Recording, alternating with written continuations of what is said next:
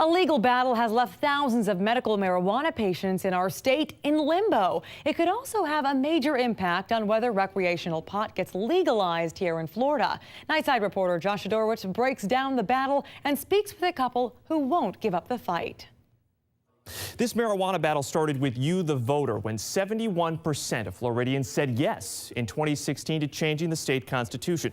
But then last year, state lawmakers said no to smoking it. Edibles or vaping only for medical marijuana patients. And that is when Bob and Kathy Jordan of Manatee County joined a lawsuit to reverse that decision. And now, despite the state's best efforts to have it thrown out, a judge ruled just on Friday that this legal battle can now move forward.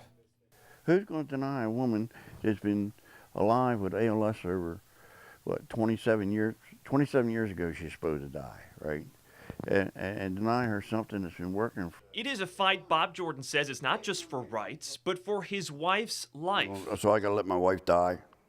No, I don't think so. Their story is a well-documented one. Kathy's 3 decades with ALS has placed the couple on the front line of the medical marijuana debate for nearly as long. Their parish home was infamously raided by deputies in 2013 because of it. Now, they are taking on the state, which argues that the constitutional amendment approved by voters does not expressly allow smoking.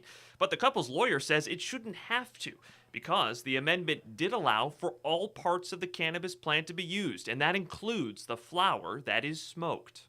They're not doctors.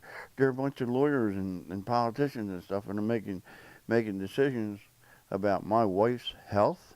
Beyond patients, though, efforts underway to legalize recreational pot use could slow significantly, if not stop entirely, if a judge ultimately rules to uphold this smoking ban. And it would cause people to have to advocate and file additional lawsuits, which is not really needed. This is a joke to the rest of the country that cannabis cannot be smoked.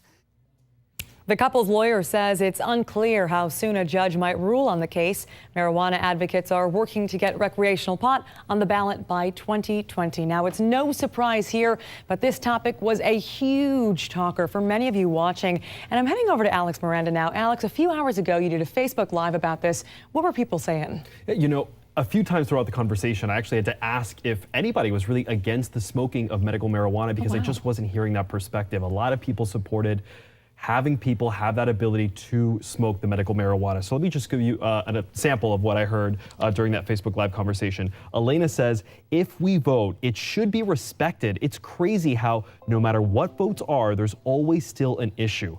I'm a cancer patient and I do not use it, but if it helps others, then what's the problem? Fawn said no. First off, true medical, anything isn't good if you smoke it. So maybe in a topical ointment or pill form is okay, but no smoking it.